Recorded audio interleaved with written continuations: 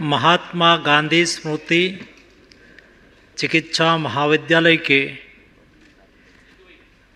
अमृत महोत्सव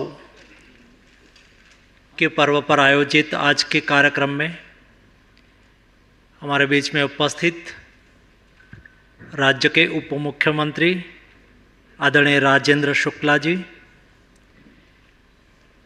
मध्य प्रदेश और हमारी राष्ट्रीय पार्टी के वरिष्ठ नेता, मध्य प्रदेश शासन के माननीय मंत्री आदरणीय कैलाश विजयवर्गीय जी, आदरणीय तुलसीराम सिलावट जी, हमारे शासी सांसद आदरणीय शंकर लालवानी जी, आदरणीय विधायक जी, मंच पर उपस्थित अधिकारीगण, उपस्थित सभी एलुमनाई और इस महाविद्यालय के डॉक्टर्स भाई एवं बहनों, मैं मानता हूँ और समझता हूँ कि जिस विद्यालय में हम पढ़े हैं और बाद में पढ़ने के बाद हमारा एजुकेशन पूरा होने के बाद जब हम सार्वजनिक जीवन में जाते हैं और जब सहाध्यायी मिल जाते हैं, तब पहली बात अपने इंस्टीट्यूट के बारे में होती है। अपने कॉलेज के कार्यकाल के दरमियान क्या क्या था, हम क्या करते थे, कैसी मजा आती थी, स्वाभाविक तौर पर यही बात होती है। हम जब डॉक्टर बन के यहाँ से निकले होंगे, कई लोग यहाँ फैकल्टीज के रूप में काम करते होंगे, और एक ऐसा प्रोफेशन है उसका क्राइटेरिया सारी दुनिया है। कई लोग यहाँ ही काम करते होंगे। कैलाश जी बता रहे थे कि कई लोग इंदौर के और मध्य प्रदेश के जाने माने चेहरे बने होंगे, कैंसर का एक्सपर्ट, पल्मोनोलॉजी का एक्सपर्ट, ये विद्यालय के हैं, इंदौर से है। ऐसी छवि आपने यहां भी बनाई होगी। यहां से कई डॉक्टर्स दुनिया की कई कंट्री में गए होंगे और वहां भी आपने अपना स्वयं का नाम भी बनाया होगा और देश का नाम भी रोशन किया होगा। मैं आपको अभिनंदन देता हूं दोस्तों। लेकिन जब कोई इंस्टीट्यूट से हम पढ़ के बाहर निकलते हैं, सृष्टि में आपकी सफलता से दो लोग खुश होते हैं। जब आप सफल होते हैं तो आपके माता पिता सबसे ज्यादा खुश होते हैं, आपके परिवारजन खुश होते हैं। आपके जीवन में कोई सफलता मिली, आपको कोई प्रशंसा मिली हो, तो माता पिता के मन में सबसे पहले खुशी होती है, परिवार के जन में सबसे पहले खुशी होती है। उनके बाद उसकी सबसे ज्यादा खुशी किसी के मन में होती है तो आपके टीचर्स, आपके गुरुजी के मन में होती है। आप यहां से कहां भी गए हो, लेकिन आप ये इंस्टीट्यूट के स्टूडेंट हैं, ये मेडिकल कॉलेज के स्टूडेंट हैं। दोस्तों, आपकी सफलता शायद अमेरिका, यूरोप के कोई कंट्री में और देश के कोई कोने में हुई होगी, लेकिन ये संस्था, ये इंस्टीट्यूट, शायद आपको पढ़ाने वाले कोई टीचर आज प्रेजेंट हो या ना हो, शायद रिटायर्ड किया हुआ हो, वो भी गौरव महसूस करेगा, ये मेरा स्टूडेंट था, ये मेरा स्टूडेंट है। और उसके साथ शायद आपकी एज बड़ी हो गई हो और ये जमाने की कोई टीचर्स ना बचे हो। दोस्तों, ये इंस्टीट्यूट साक्षी भाव से यहाँ कोई फैकल्टी पढ़ाती होगी ना, और जब क्लासरूम में स्टूडेंट के सामने वो बोलेंगे, या तो अपने क्लास लेने के लिए जाएंगे, लेक्चर देने के लिए जाएंगे, तो वो कहेंगे कि ये डॉक्टर्स है ना, उसको पद्मश्री मिला है ना, पद्म विभूषण मिला है ना, दुनिया में एक कंट्री में ये सब्जेक्ट के स्पेशलिस्ट डॉक्टर है ना, या तो अमेरिका के प्रेसिडेंट के हेल्थ एडवाइजर है ना। एक डॉक्टर हमारे इंस्टीट्यूट में पढ़ा है दोस्तों। ये इंस्टीट्यूट माता पिता के बाद सबसे ज़्यादा गौरव लेने वाली कोई संस्था है तो इंस्टीट्यूट होती है। और इसलिए पढ़ने के बाद ये दोनों के प्रति आपका दायित्व, दोनों के प्रति आपकी रिस्पॉन्सिबिलिटी हमेशा रहनी चाहिए। और वैसा ही एक तीसरा, आपने डॉक्टर बनाया, आपके माता पिता ने आपको प्रेरणा दी होगी, आपको पढ़ाया होगा, आपके टीचर्स ने आपको एजुकेशन दिया होगा। ये दोनों के प्रति आपकी रिस्पॉन्सिबिलिटी है।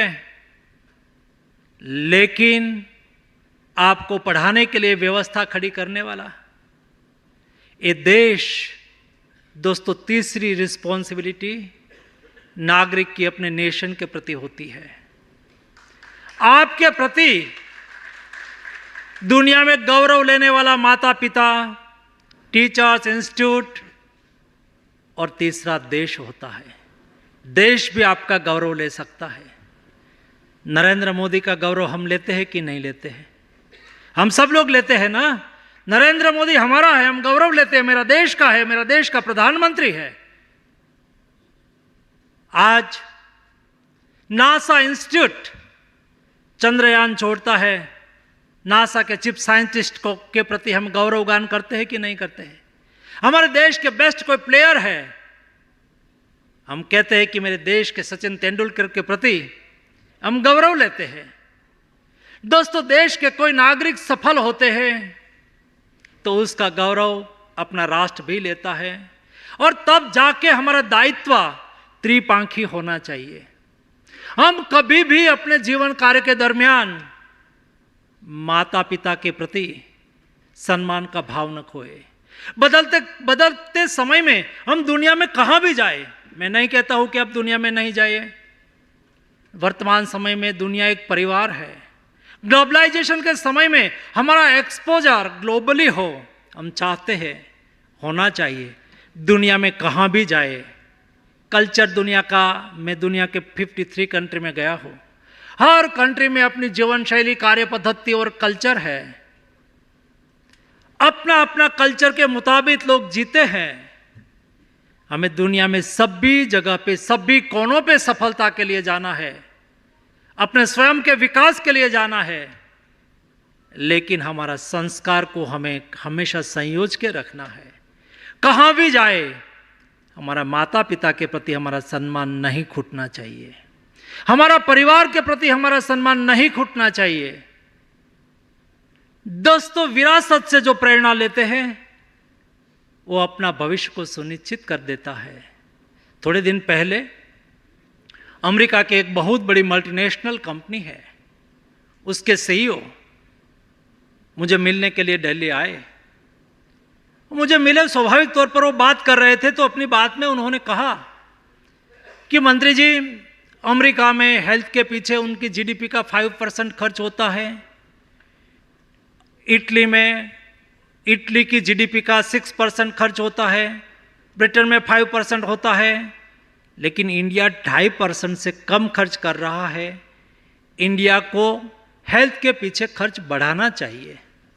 तो मैंने उसको कहा कि हम भी जानते हैं, हम भी हमारे हेल्थ के पीछे खर्च बढ़ा रहे हैं, हमने भी हेल्थ पॉलिसी बनाई है।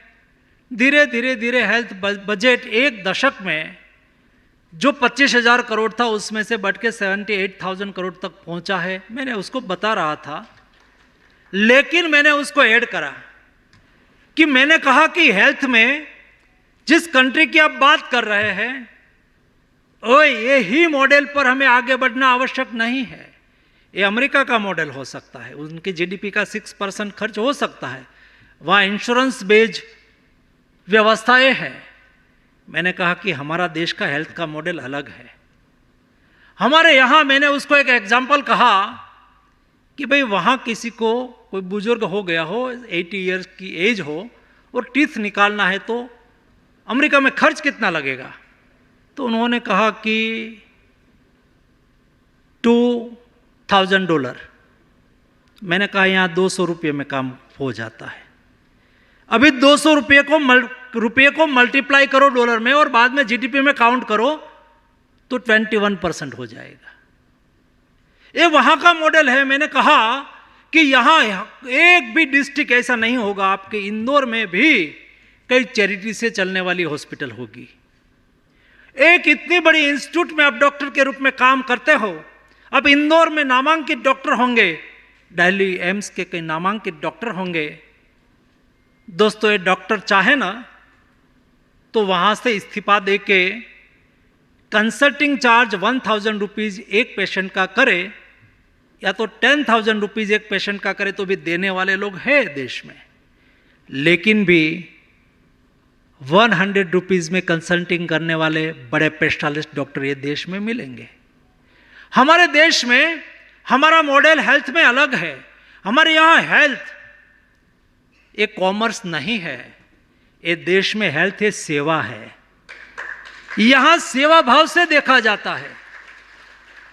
मैंने कोविड क्राइसिस के दरमियान दोस्तों सारी दुनिया के साथ मीटिंग करी है। शायद कोई ऐसा देश होगा जिस देश के हेल्थ मिनिस्टर के साथ मेरी मीटिंग नहीं हुई हो। लेकिन मुझे बहुत आश्चर्य हुआ दोस्तों, मेरे मन में मेरा माइंडसेट बदल गया। मैं ये नहीं कहता हूं कि दुनिया में कोई चीज बेस्ट है उसको नहीं समझना चाहिए, नहीं सीखना चाहिए। हम तो संसार में जो कुछ श्रेष्ठ है उसको ग्रहण करो ऐसे कहने वाले विरासत के वाहक है। लेकिन जब दुनिया के साथ मेरी बात होती थी ना, तो वहां के हेल्थ मिनिस्टर क्या बोलते थे? Doctor is not coming to hospital, they are going to mass leave during Covid crisis. Nurse is not coming to on duty, they are mass leaving. Developed country में डॉक्टर ड्यूटी पर नहीं आते थे, nurse duty पर नहीं आती थी, patient की लाइन लगी हुई थी। मैं कंट्री का नाम नहीं दूंगा, लेकिन जो कंट्री दुनिया को सलाह देते हैं ना दोस्तों, 900 डेड बॉडी, न्यूयॉर्क टाइम्स में आर्टिकल आया था, 900 डेड बॉडी नेवी के शिप में समुद्र में 6 महीने घूमते रहे, उसको फ्यूनरल करने की व्यवस्था नहीं हो पाई थी। और ये देश में कई डॉक्टर ने अपने प्राण को गंवा दिया, कई नर्स ने अपने प्राण को गंवा दिया, लेकिन मेरे डॉक्टर और मेरे नर्स ने अपनी ड्यूटी नहीं छोड़ी, देश को बचा लिया। दोस्तों, ये हिंदुस्तान का मॉडल है, हेल्थ का ये हिंदुस्तान का मॉडल है। और इसलिए दोस्तों हम हमारे दायित्व को अदा करने वाले लोग हैं। हमें हमारे परिवार के प्रति जिम्मेवारी को वहन करना है। हम हैं एलुमनाई के रूप में, क्यों न हम, दुनिया में एक बेस्ट सिस्टम है, हम यहां भी एडॉप्ट कर सकते हैं। क्या हम ऐसा कर सकते हैं जिस इंस्टीट्यूट में 75 इयर्स हुआ है, 70 बैच यहां से पास आउट होके पास हुई होंगी, शायद 200 सीट 250 सीट हुई होती होगी, 250 सीट है ना, पहले जमाने में 150 थी, अभी 250 होगी। आप हिसाब किताब करें तो कितने हजार डॉक्टर यहां से निकले हैं, दुनिया में कई जगह पे होंगे। दोस्तों, हमें स्वयं को पूछना है, जिस इंस्टीट्यूट ने हमें डॉक्टर बनाया, जिस देश ने हमें डॉक्टर बनाया, उसके लिए हमारा कंट्रीब्यूशन क्या, हमारा दायित्व क्या। मैं मानता हूं कि आज ऑक्सफोर्ड यूनिवर्सिटी में आप जाके देखो, ऑक्सफोर्ड में सरकार का कोई फंडिंग नहीं है, सरकार को ऑक्सफोर्ड इंस्टीट्यूट मदद कर देती है। आप विश्व की कई ऐसे इंस्टीट्यूट हैं जिसके पास करोड़ों खरबों डॉलर का बजट है, सरकार की कोई सहायता नहीं है, वो स्वयं अपने क्षमता पर खड़ी हुई है, और एक क्षमता को वर्धन करने के लिए उसके एलुमनाई का सबसे बड़ा रोल है। क्या हम ऐसा तय कर सकते हैं कि हमारे इंस्टीट्यूट को मजबूत करने के लिए मैं क्या कंट्रीब्यूशन करूं? नहीं केवल आर्थिक कंट्रीब्यूशन ही कंट्रीब्यूशन माना जाता है। दोस्तों, ये देश में सेवा की डिफिनेशन भी बदलने की आवश्यकता है। आज मंच उसको ही मिलता है जिन्होंने 1 लाख रुपया डोनेशन दे दिया, 2 लाख रुपया डोनेशन दे दिया, हम उसको मंच साझा करने के लिए देते हैं। जी हां, उसको मंच दे, हमें कोई दिक्कत नहीं है। लेकिन कई ऐसे लोग होंगे जिसके पास आर्थिक सहयोग देने की सगवरता नहीं होगी। आप में से भी मैं गुजरात में राजकोट में कार्यक्रम में गया था।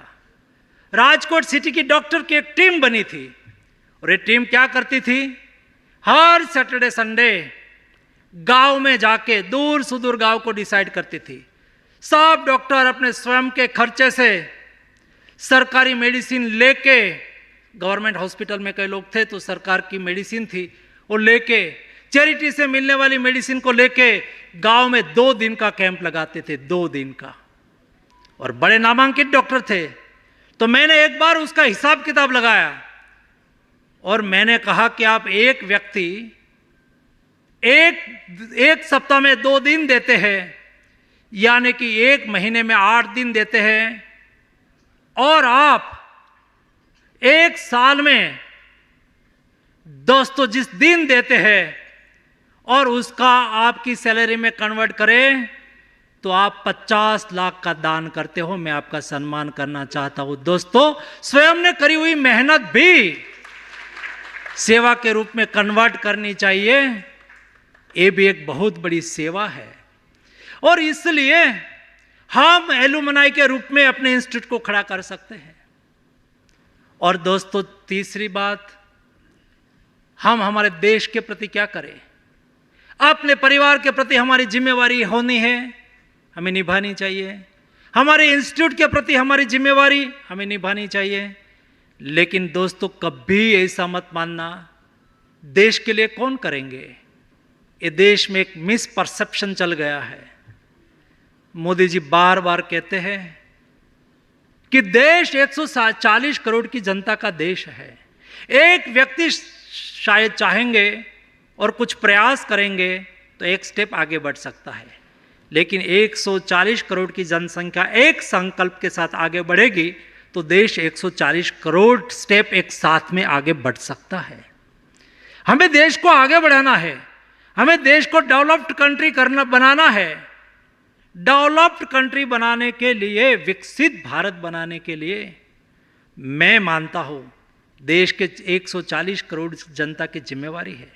हाँ, हमारे देश के जवान देश की बॉर्डर पर खड़ा होकर देश के प्रति अपना दायित्व अदा कर रहा है और वहां खड़े होकर राष्ट्रभक्ति कर रहे हैं। जरूरी नहीं है कि कोई पॉलिटिशियन बन जाए, कोई विधायक बन जाए, कोई एमपी बन जाए, कोई मंत्री बन जाए तो ही देश की सेवा हो सकती है। दोस्तों, हम सब लोग भी जहां है वहां अपना दायित्व अदा कर सकते हैं। थोड़े दिन पहले नेशनल मेडिकल कमीशन के सिलेबस के लिए एक सेमिनार का आयोजन हुआ था। तो देश के कई मेडिकल कॉलेज के एक्सपर्ट लोग, प्रिंसिपल लोग को बुलाया था। 2 दिन के सेमिनार के अंत में समापन सत्र में जाने का मुझे अवसर मिला। तो समापन सत्र में मैंने मेरा उद्बोधन चालू करते हुए कहा कि हेल्थ को एफोर्डेबल और एक्सेसिबल आप बना सकते हैं। तो मुझे पता था कि सामने से कोई बोलेगा कि अफोर्डेबल और एक्सेसिबल बनाने का काम तो सरकार का है। मैंने कहा जी नहीं, आप प्रिंसिपल है, आप इंस्टीट्यूट है, आप मेडिकल कॉलेज है, आप चाहे तो देश में हेल्थ को एफोर्डेबल और एक्सेसिबल बना सकते हो। मैंने कहा कि कोई स्टूडेंट आपके पास आते हैं, 5 साल तक आपके पास रहते हैं, 5 साल तक वो आपकी नज़र से गुजरता है। दोस्तों, what is education? Education is not only percentage. आप केवल किसी को सर्जरी सिखा दो, मेडिसिन लिखना सिखा दो, it's 1 parameter only of education. Education का एक पैरामीटर है, बट टीचर का काम, इंस्टीट्यूट का काम व्यक्ति निर्माण का होता है। 5 साल में क्या आपने कभी स्टूडेंट को बताया है कि एक स्टूडेंट, एक डॉक्टर को तैयार करने के लिए ये सरकार आपके पास, सरकार मीन्स ए नेशन, ये देश आपके पीछे 1.5 करोड़ रुपया का खर्च करता है। 1.5 करोड़ रुपया का खर्च करता है और आप जब डॉक्टर बन जाएंगे तो ये समाज, ये सोसाइटी, ये देश के नागरिक आपको ईश्वर के रूप में देखेंगे। आपके प्रति श्रद्धा के भाव से देखेंगे। दोस्तों, हिंदुस्तान का ये तो मॉडल है। यहां हम दर्दी नारायण बोलते हैं। दर्दी नारायण, दर्दी में नारायण देखे, ईश्वर का स्वरूप देखे। हॉस्पिटल टेंपल है। दर्दी नारायण, पेशेंट नारायण का स्वरूप है। तो हम क्या है? हम डॉक्टर है ना दोस्तों, हम मंदिर का पुजारी है।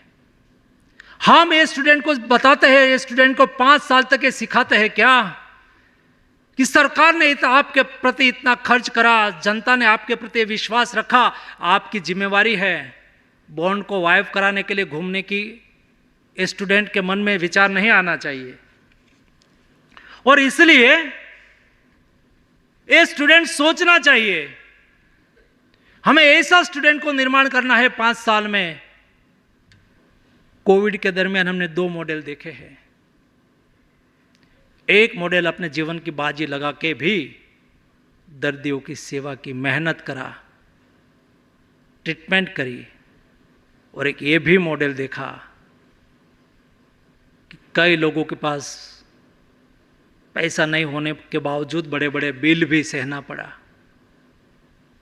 दोस्तों, देश की जनता, लेकिन भी मेरी बात को गहराई से सुनना, लेकिन भी ये देश के नागरिकों ने कभी कोविड के दरमियान और कोविड के बाद देश के डॉक्टर की कमियां के बारे में नहीं बताया। उन्होंने कहा कि हमारे देश के डॉक्टरों ने हमें बचा दिया। डॉक्टर को इज्जत दी, डॉक्टर को सम्मान दिया। कई लोगों ने 25 लाख का बिल भी बना दिया होगा। ये भी एक कल्चर देखा हमने। ये हेल्थ का मॉडल इंडिया का मॉडल नहीं है जी। इसलिए हमारे डॉक्टर 5 साल पढ़ने के बाद दूर सुदूर गांव में ड्यूटी करने के लिए जाना है, चले जाएंगे। हेल्थ ऑटोमेटिक एक्सेसिबल हो जाएगी। क्या हम ऐसा डॉक्टर तैयार करें कि उसके मन में ऐसा है कि मैं जिम्मेदार देश के नागरिक के रूप में मैं गांव में दूर सुदूर 2 साल तक ड्यूटी दूंगा, मैं आयुष्मान आरोग्य मंदिर में 2 साल ड्यूटी दूंगा, मुझे करना है, मेरे देश ने मुझे डॉक्टर बनाया है। ऐसा हम बच्चों के मन में पहले से रोपण करते हैं क्या? मैं डॉक्टर हूं, हाँ, आजीविका के रूप में हम हमारा ज्ञान का उपयोग कर सकते हैं, लेकिन मुझे लूटने का अधिकार नहीं है। इस स्वयं सोच सकते हैं क्या? दोस्तों, कानून से कोई पाबंदी लंबी नहीं टिक सकती है, या तो कोई अपेक्षित रिजल्ट नहीं आ सकता है। जब व्यक्ति के मन में परिवर्तन होता है, या तो व्यक्ति के निर्माण में जो आउटपुट निकलता है, व्यक्ति के निर्माण में बीजारोपण होता है, दोस्तों परिणाम में, आउटपुट में आप देख पाओगे। और इसलिए हेल्थ सेक्टर, हम हमारी विरासत ने हमें जो बताया, ये विरासत से प्रेरणा लेके हमें हेल्थ सेक्टर में काम करना है। इस ऋषित का देश है दोस्तों। ये देश में हमारी विरासत हेल्थ को सेवा के रूप में देखती आई है, हमें उसको सेवा के रूप में देखते रहना है। देश में हेल्थ सेक्टर बदल रहा है, देश भी बदल रहा है। देश बदल रहा है, देश आगे बढ़ रहा है और नया भारत का निर्माण हो रहा है। इन नया भारत में हमारे डॉक्टर की नेशन के लिए और दुनिया के लिए बहुत बड़ी जिम्मेवारी है। हील बाय इंडिया के द्वारा हम दुनिया में जाके दुनिया के सेवा कर रहे हैं।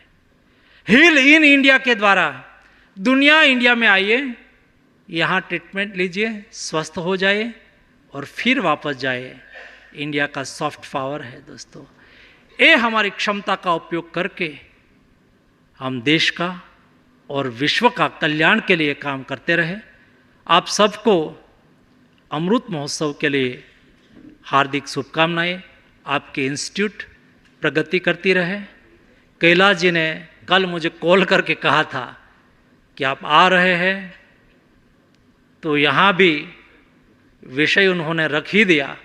मुझे खुशी होती है जनप्रतिनिधि जो यहाँ बड़े हुए हैं, यहाँ के लोगों के साथ अपने स्वयं के जीवन को जोड़ दिए हैं, ऐसे लोगों के मन में चिंता होना मेरे शहर के लिए कुछ हो, मैं समझता हूँ और करना भी चाहिए।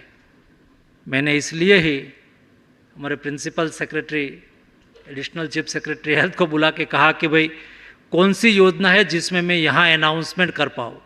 तो उन्होंने कहा कि साहब अभी तो मेरे मन में नहीं आ रही है। तो मैंने कहा कि आप दिल्ली आना, कुछ हम दोनों साथ में बैठ के सोचेंगे, लेकिन कैलाश जी ने कहा है तो कुछ करना तो होगा ही होगा। दोस्तों, एक क्रिटिकल केयर ब्लॉक दिया है। लालवानी जी दिल्ली आते थे तो वो वही बात रखते थे कि क्रिटिकल केयर ब्लॉक दिया है 50 बेड का, और शायद 50 करोड़ की कीमत होगी। तो मैं आया ही हूँ तो उसको 100 करोड़ का 100 बेड कर देता हूँ, ताकि यहाँ के लोगों के लिए ये उपयोगी हो। शुक्ला जी तुरंत ही प्रपोजल मुझे भेज देना, मैं तुरंत ही इलेक्शन के पहले उसको अप्रूव कर दूँ एडिशनल 50 करोड़ रुपया। और भविष्य में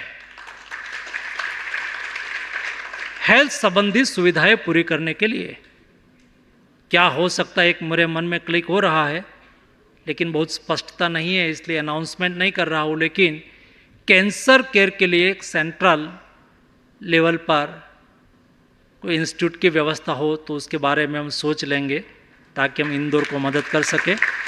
आप सबको मेरी ओर से हार्दिक शुभकामनाएं। धन्यवाद।